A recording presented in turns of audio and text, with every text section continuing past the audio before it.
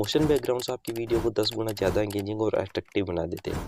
आज बताऊंगा कि आप कैसे बिना परचेज किए मोशन बैकग्राउंड अपनी वीडियोस के लिए तैयार कर सकते हैं, वो भी आपके खुद के मोबाइल में। अगर आपके पास नहीं है तो आप इजीली प्ले स्टोर से इस एप्लीकेशन को इंस्टॉल करिए, जिसका नाम है काइन मास्टर। काइन मास्टर को ओपन करने के बाद में मीडिया पर आऊँगा।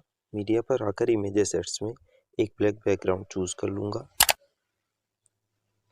इसके बाद में मैं लेयर पर आऊँगा एंड टेक्स्ट में आकर मैं एक टेक्स्ट फॉन्ट अपने लिए चूज़ करूँगा। मैं अपने चैनल का नाम सियाराम टेक्निकल 1 मिलियन इसमें चूज़ कर रहा हूँ एंड इसको मैं एंटर करके एक फॉन्ट जितना गैप दूंगा और फिर इसको पेस्ट कर लूँगा।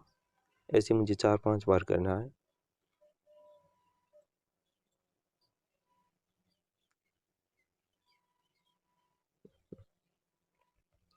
ये कुछ इस तरह से हो गया है। अब मैं इसको ओके करके अपनी मेन स्क्रीन पर ले आऊँगा। इसकी साइज को एडजस्ट करते हुए इसकी अल्फा ओपेसिटी को स्क्रॉल करूँगा थोड़ा सा और फिर इसकी अल्फा ओपेसिटी को थोड़ा सा कम करूँगा ताकि हमारा बैकग्राउंड रियल लगे। ये देखिए कुछ इस तरह से। अब जो एक बैक है मैं 3 डॉट पर क्लिक करूँगा और डुप्लीकेट वैल्यूज़ को ये गैप में मैं दे दूँगा कुछ इस तरह से। अब मुझे इनमें एक की फ्रेम ऐड करना है, तो देखिए मैं जैसे इस पर एंटर करता हूँ तो की फ्रेम के लिए मुझे प्लस का आइकन साइड में दिखाई दे रहा है। तो मुझे इसकी स्टार्ट पॉइंट और एंड पॉइंट पर एक की फ्रेम ऐड करना है, तो मैं प्लस आइकन पर क्लिक करूँगा एंड लास्ट पॉइंट पर क्लिक करूँगा कुछ इस तरह से। अब मुझे जहाँ तक अपनी फ़ॉन्ट को लेकर जाना है वहाँ तक स्क्रॉल करूँगा एंड लास्ट पॉइंट पर की फ्रेम ऐड कर दूँगा। सेकंड वाले पर भी मुझे इसी तरह से की फ्रेम ऐड कर लेना है। देखिए हमारी वीडियो में अगर प्ले करके दिखाऊं तो कुछ इस तरह से दिखाई देगा हमारा बैकग्राउंड।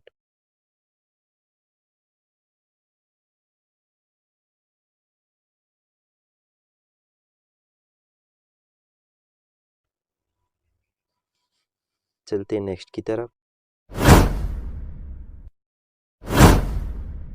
मैं मीडिया पर क्लिक करूंगा। मीडिया पर क्लिक करके इमेज सर्च में मैं ये बैकग्राउंड चूज़ कर लूँगा। ब्लैक बैकग्राउंड चूज़ करने के बाद में मैं लेयर पर आऊँगा। लेयर पर आकर मैं देखिए इस तरह से बैकग्राउंड सेलेक्ट कर लूँगा।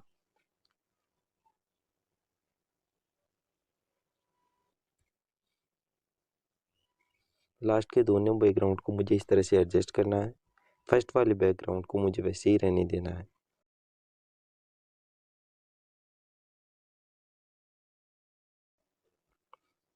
लास्ट वाले जो दो बैकग्राउंड है उनके मुझे अल्फा ओपेसिटी को थोड़ा कम करना है।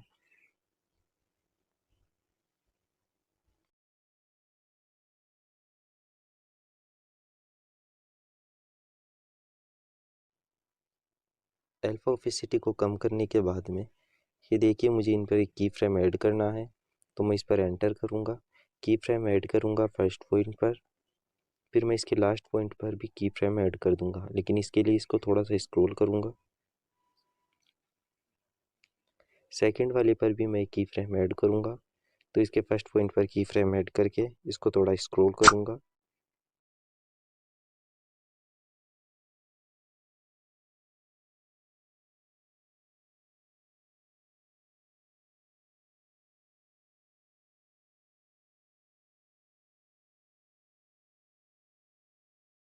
अब मैं लेयर पर आऊँगा और इमेज सेट से एक ब्लैक बैकग्राउंड चूज़ करूँगा और इस पर पूरे बैकग्राउंड को कवर कर दूँगा कुछ इस तरह से। अभी हमारा बैकग्राउंड दिखाई नहीं दे रहा, तो इसकी अल्फा ओपेसिटी को थोड़ा सा कम करूँगा। अगर मैं बैकग्राउंड को प्ले करूँ तो हमारा बैकग्राउंड कुछ इस तरह से दिखेगा।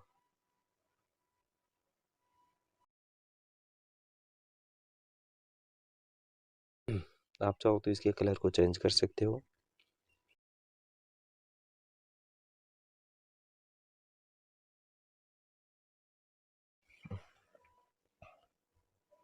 चलते हैं नेक्स्ट की तरफ। इमेज एसेट्स में आऊँगा, ब्लैक बैकग्राउंड चूज़ करूँगा,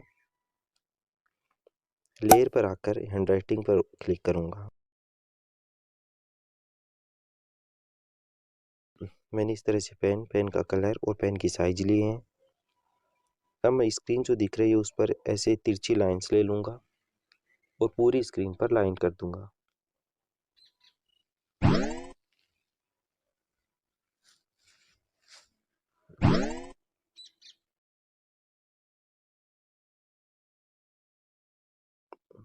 याद रहे कि लाइन सारी इक्वल गैप में हो,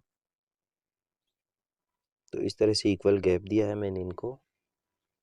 अब मैं इन्हीं के अपोजिट फिर से लाइन लूँगा और याद रहे कि लाइन को कॉर्नर टू कॉर्नर मिलाना है, जैसे मैंने मिलाया है। मैंने एक ही हैंड राइटिंग में सारा काम किया है।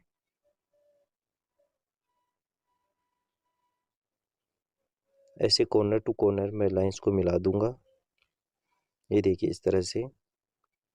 अब मैं हैंड राइटिंग की अल्फा ऑफिसिटी को थोड़ा सा कम कर दूंगा एंड लेयर पर क्लिक करके मीडिया एसेट्स में आ जाऊंगा। ब्लैक बैकग्राउंड को इसके पूरे कवर कर देने के बाद में एंड इस बैकग्राउंड की अल्फा ऑफिसिटी को थोड़ा सा कम कर दूंगा।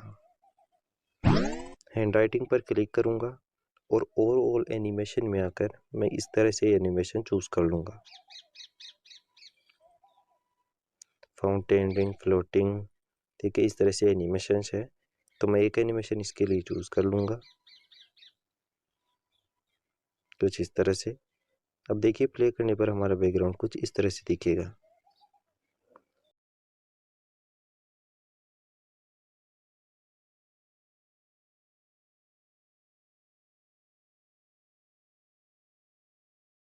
नेक्स्ट बैकग्राउंड सेलेक्ट करते हैं।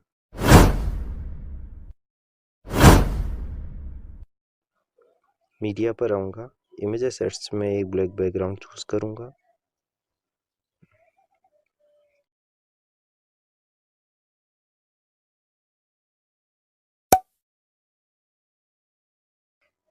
बैकग्राउंड चूज करने के बाद लेयर पर आकर हैंड राइटिंग पर आऊँगा।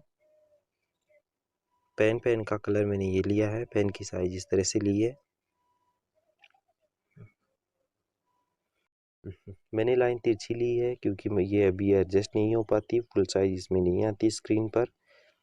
बाद में मैं इसको एडजस्ट कर लूँगा एंड इसके अल्फा ऑफिसिटी को थोड़ा सा कम कर दूंगा।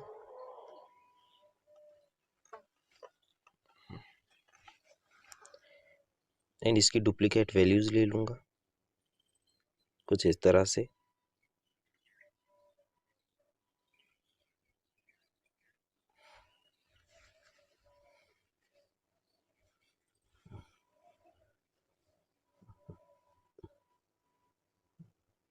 ठीक इसके अपोजिट भी मैं एक लाइन लूँगा और उसकी भी अल्फा ऑफिसिटी को कम कर दूंगा। पहले इसको एडजस्ट किया है मैंने, फिर इसके अल्फा ऑफिसिटी को कम कर दिया है। अब इसकी डुप्लीकेट वैल्यूज ठीक उसी तरह मैंने ले ली है। अब मैं इसमें चेक करूँगा कि इनमें सबसे मिड में कौन सी लाइन है, और जो लाइन सबसे मिड में है उस पर क्लिक करूँगा और वो एनिमेशन पर क्लिक करूँगा। इतने सारे एनिमेशंस आ रहे हैं, उनमें से मैं रिंग को सिलेक्ट कर लूँगा।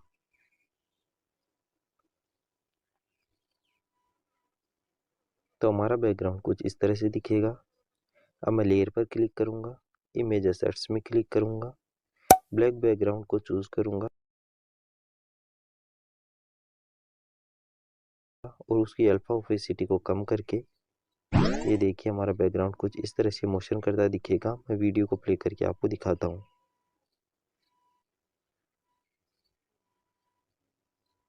कुछ इस तरह से।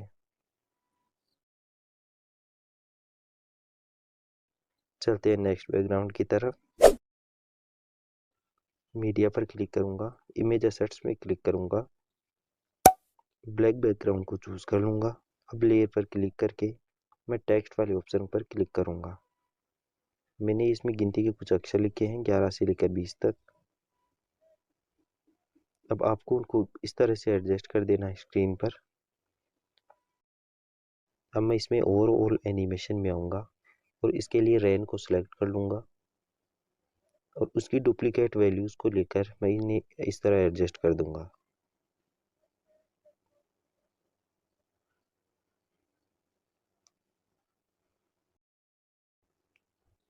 अब लेयर वाली ऑप्शन में आऊँगा, ब्लैक बैकग्राउंड को चूज़ करूँगा और इस पर कवर कर दूँगा।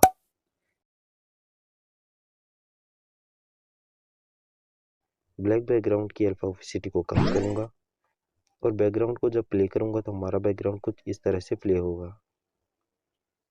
इस तरह आप भी काइनमास्टर से एक नहीं कई तरह के बैकग्राउंड तैयार कर सकते हैं और अपने लिए एडिट कर सकते हैं। और आगे भी मैं आपके लिए ऐसे इन्फॉर्मेटिव और एडिटिंग हैक्स लेकर आता रहूँगा। तो प्लीज़ वीडियो को लाइक करके चैनल सब्सक्राइब कर